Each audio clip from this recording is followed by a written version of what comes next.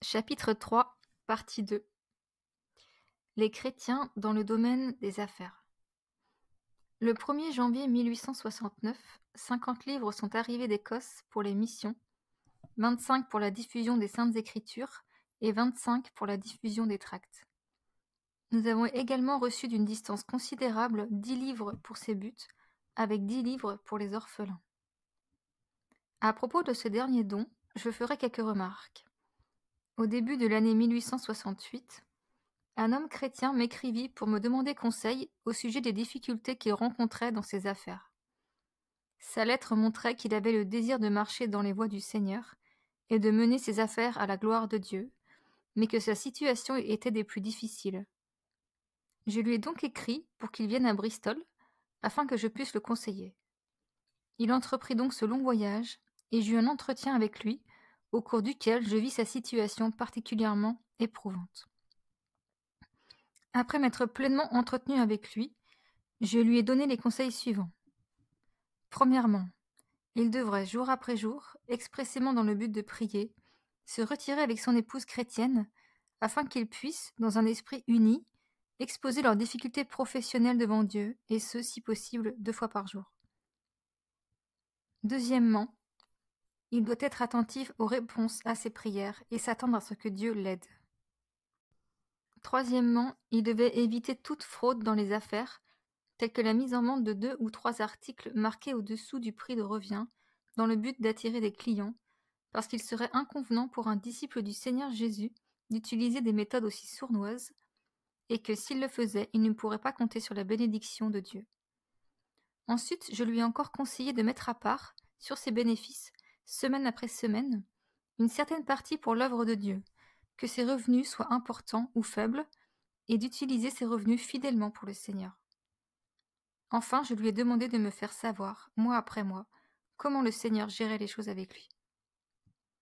Le lecteur sera intéressé d'apprendre qu'à partir de ce moment, le Seigneur s'est plu à faire prospérer les affaires de ce cher frère chrétien, de telle sorte que ses revenus, du 1er mars 1868 au 1er mars 1869, ont été de 9 138 livres sterling, alors qu'au cours de la même période l'année précédente, il n'avait été que de 6 609 livres sterling, ce qui fait un total de 2 529 livres sterling de plus que l'année précédente.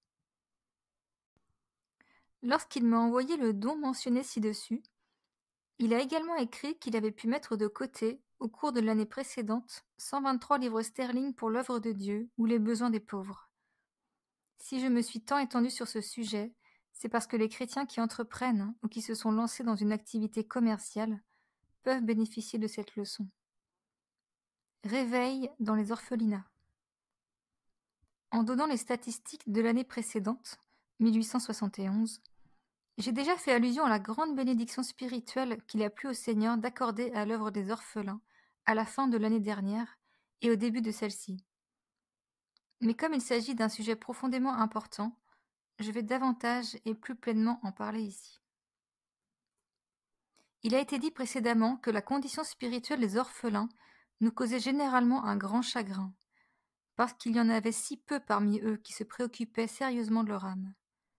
Notre chagrin nous a conduit à demander à toute l'équipe d'assistants, de matrones et d'enseignants de rechercher sincèrement la bénédiction du Seigneur sur les âmes des enfants. C'est ce qui a été fait lors de nos réunions de prière communes et, j'ai des raisons de le croire, lors de séances de prière secrètes également. En 1872, en réponse et à la suite de nos prières privées et communes, il y avait plus de croyants que jamais parmi les orphelins. Le 8 janvier 1872, le Seigneur commença à travailler parmi eux, et ce travail continua plus ou moins par la suite. C'est dans le 3e nouvel orphelinat qu'elle s'est le moins manifestée, jusqu'à ce qu'il plaise au Seigneur de poser sa main lourdement sur cette maison par une épidémie de variole. À partir de ce moment-là, l'action du Saint-Esprit s'est fait sentir dans cette maison également, en particulier dans un département. À la fin du mois de juillet 1872, j'ai reçu les déclarations de toutes les matrones et de tous les enseignants des 5 maisons, qui m'ont rapporté qu'après une observation et une conversation attentive, ils avaient de bonnes raisons de croire que 729 des orphelins qui étaient alors sous notre responsabilité croyaient au Seigneur Jésus. Ce nombre d'orphelins croyants était de loin supérieur à celui que nous n'avions jamais eu auparavant. C'est pourquoi nous adorons et louons le Seigneur. Voyez comment le Seigneur a surmonté la grande épreuve causée par la variole et l'a transformée en une grande bénédiction. Voyez aussi comment, après un état si bas, qui nous a amenés à prier avec ardeur, l'action du Saint-Esprit a été plus manifeste que jamais. Les voyages missionnaires de Müller. En 1875, à l'âge de 70 ans, Müller commença ses tournées missionnaires. Au cours des 17 années suivantes, il prêcha à 3 millions de personnes dans 42 pays du monde. En écrivant sur ses voyages missionnaires, il dit : Le 8 août 1882, nous avons commencé notre 9e tournée missionnaire. Le premier endroit où j'ai prêché était Weymouth, où j'ai parlé en public 4 fois. De Weymouth, nous sommes partis en passant par Calais et Bruxelles, puis Düsseldorf sur le Rhin, où j'avais prêché de nombreuses fois 6 ans auparavant. Au cours de cette visite, j'ai parlé 8 fois en public. En ce qui concerne mon séjour à Düsseldorf, pour l'encouragement du lecteur, je vais raconter la circonstance suivante. Lors de notre première visite dans cette ville, en 1876, un missionnaire pieux vint un jour me trouver, très éprouvé parce qu'il avait 6 fils pour lesquels il avait prié pendant de nombreuses années pour leur conversion, mais qui restaient indifférents à propos de leurs âmes. Il désirait que je lui dise ce qu'il devait faire. Ma réponse fut la suivante. Continuez à prier pour vos fils. Attendez une réponse à vos prières et vous louerez Dieu. 6 ans plus tard, alors que je me trouvais de nouveau dans la même ville, ce cher homme est venu me voir et m'a dit qu'il était surpris de ne pas avoir vu plus tôt ce qu'il devait faire et qu'il avait décidé de suivre mes conseils et de s'adonner plus sérieusement que jamais à la prière. 2 mois après m'avoir vu, 5 de ses 6 fils se sont convertis en l'espace de 8 jours, et cela fait maintenant 6 ans qu'il marche dans les voies du Seigneur. Il espérait que son 6e fils commence lui aussi à se préoccuper de son état devant Dieu. Que le lecteur chrétien soit encouragé par cela, si ses prières ne sont pas immédiatement exaucées. Au lieu de cesser de prier, il devrait attendre Dieu avec d'autant plus d'ardeur et de persévérance, et s'attendre à des réponses à ses suppliques. La volonté de servir. La chapelle de Bristol, dont Müller était le pasteur, a eu le privilège de donner l'exemple à l'Église de Dieu par la manière dont les missionnaires étrangers, dont le besoin est si grand, ont été envoyés en réponse à la prière. Müller a écrit dans son récit. Je mentionne également ici qu'au cours des 8 années qui ont précédé mon départ pour l'Allemagne afin d'y œuvrer, j'ai eu à cœur, ainsi que d'autres frères parmi nous, de demander au Seigneur s'il lui plairait de nous honorer, en tant que corps de croyants, en appelant dans notre sein des frères qui porteraient la vérité dans les pays étrangers. Mais cette prière semblait rester sans réponse. Après 8 ans, cependant, le temps était venu pour le Seigneur d'y répondre. Et moi, dont le cœur avait été particulièrement touché par cette question, devait être le premier à transmettre la vérité parmi nous. Note, pendant une brève période en 1838, Georges est retourné dans le pays de son enfance. À peu près à la même époque, le Seigneur a appelé du milieu de nous notre cher frère et notre chère sœur Barrington à se rendre à Demerara pour y travailler en collaboration avec notre estimé frère Strong. Il appela également notre cher frère et notre chère sœur Espenette à se rendre en Suisse. Ces chers amis sont partis peu après mon départ pour l'Allemagne. Mais ce n'est pas tout. Notre très estimé frère Mordal, qui s'était distingué auprès des saints par son inlassable et fidèle service parmi nous pendant 12 ans, avait, depuis le 31 août 1843, jour où les frères Strong et Barrington embarquèrent depuis Bristol pour Demerara, l'esprit et le cœur tournés vers le service missionnaire dans cette région. C'est ainsi qu'il nous quitta 11 mois plus tard. Lui et moi avions eu particulièrement à cœur, au cours des 8 années précédentes, de demander au Seigneur, encore et encore, d'appeler des ouvriers parmi nous pour servir à l'étranger. De toutes les personnes, lui qui est père d'une famille nombreuse et âgé d'environ 50 ans, semblait le moins susceptible d'être appelé à ce travail, mais Dieu l'appela. Il alla travailler quelque temps à Demerara, puis, le 9 janvier 1845, le Seigneur l'emmena dans son repos. Lorsque nous demandons à Dieu une chose, par exemple s'il veut bien susciter des ouvriers pour sa moisson, ou envoyer des moyens pour l'accomplissement de son œuvre, les questions honnêtes que nous devons nous poser sont les suivantes. Suis-je prêt à partir s'il m'appelle? Suis-je prêt à donner selon mes capacités? Car il se peut que nous soyons les personnes mêmes que le Seigneur appellera pour l'œuvre, ou ceux dont il voudra utiliser les ressources. Le plan divin. Dans le rapport de 1896 de l'Institution de la connaissance des Écritures pour le pays et l'étranger, Muller montra à quel point ce corps de croyants avait été honoré par Dieu. De notre Église, 60 frères et sœurs sont partis œuvrer dans des champs étrangers. Certains ont terminé leur travail sur terre, mais il en reste encore une quarantaine engagés dans ce précieux service. Pourquoi le grand et criant besoin d'ouvriers en Asie, en Afrique et dans d'autres parties du monde ne serait-il pas satisfait par des milliers d'églises en Europe et en Amérique qui suivraient ce plan divin en priant pour que le maître de la moisson envoie des ouvriers dans sa moisson parmi elles? Luc, chapitre 10, verset 2. Ils peuvent certainement s'attendre à ce que Dieu réponde à leurs prières comme il l'a fait pour les prières de la chapelle de Bristol. Regardez ce qui a été fait en Chine grâce à l'utilisation fidèle de la méthode de Dieu. Nous citons les paroles de Hudson Taylor, telles qu'elles ont été publiées dans China's Million de juillet 1897. Note. Hudson Taylor, né en 1832 et décédé en 1905, était un des pionniers dans l'œuvre missionnaire en Chine. Pour obtenir des compagnons d'œuvre, nous avons suivi les directives du maître. Priez le maître de la moisson, comme pour les 5 premiers avant la formation de la mission, de même pour les 24 que nous avions d'abord demandé pour la mission intérieure de Chine en tant que renfort supplémentaire lorsqu'il était nécessaire, pour les 70 en 3 ans, pour les 100 en 1 an, et pour d'autres ajouts de temps en temps, nous nous sommes toujours appuyés sur ce plan.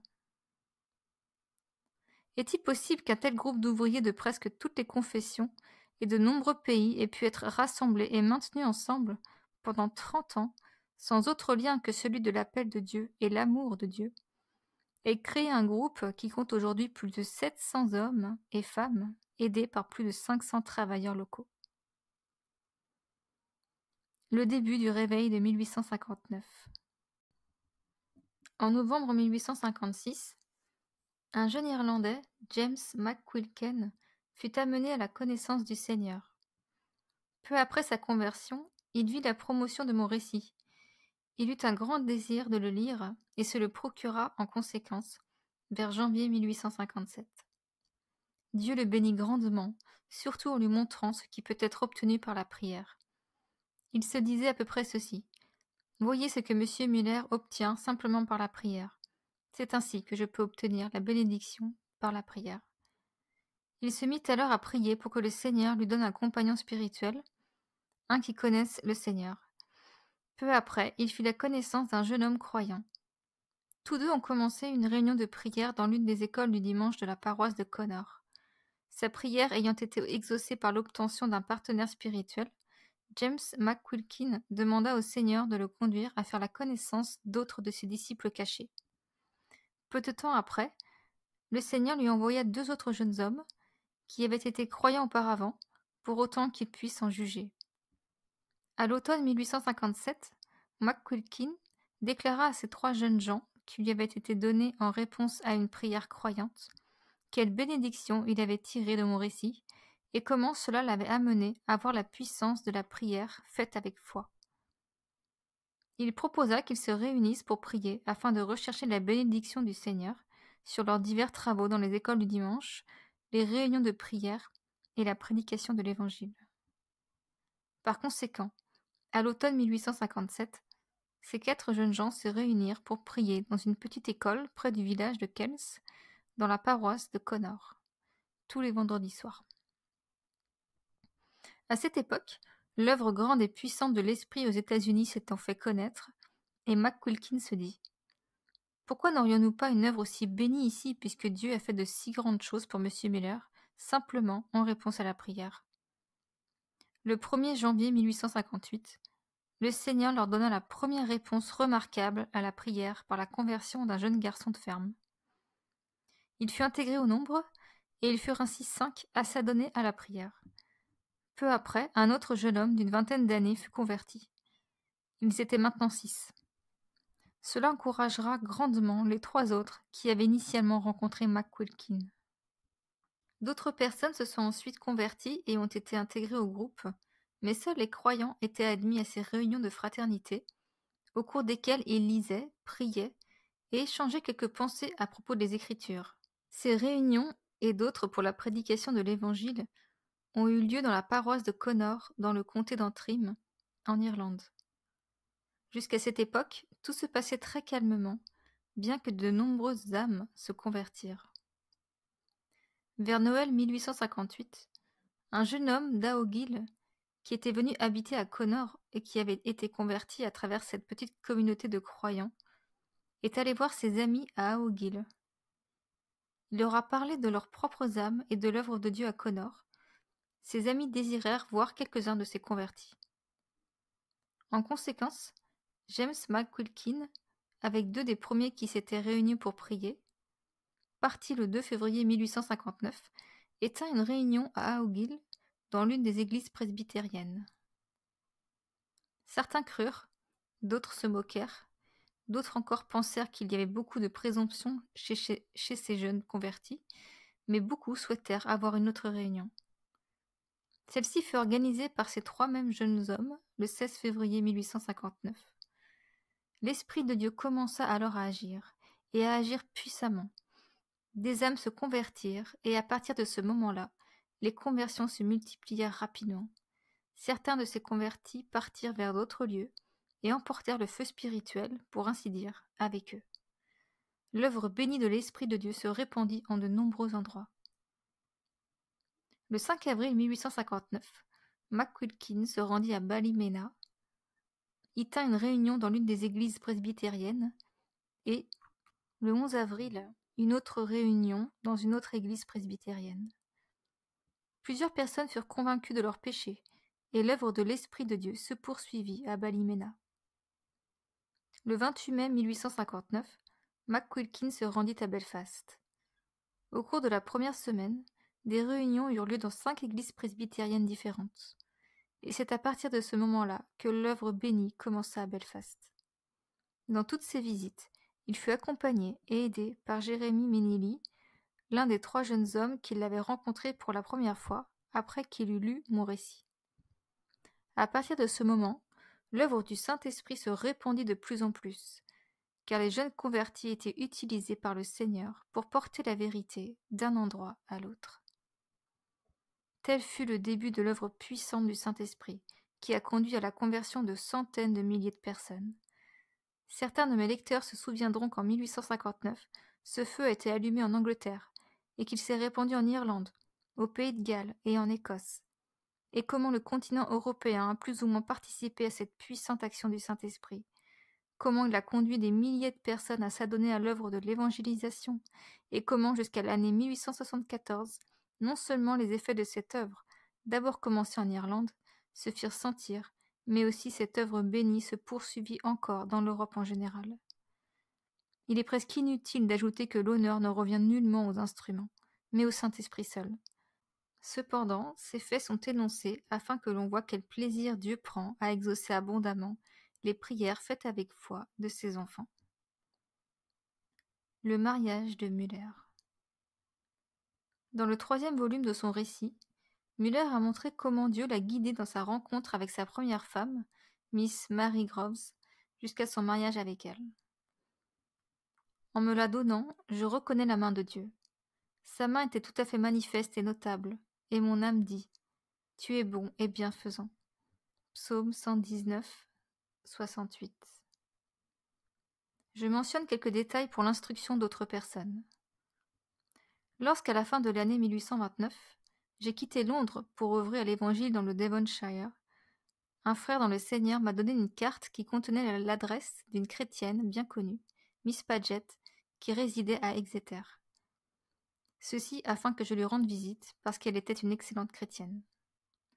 J'ai donc pris son adresse et l'ai mise dans ma poche, mais je n'ai pas pensé à lui rendre visite.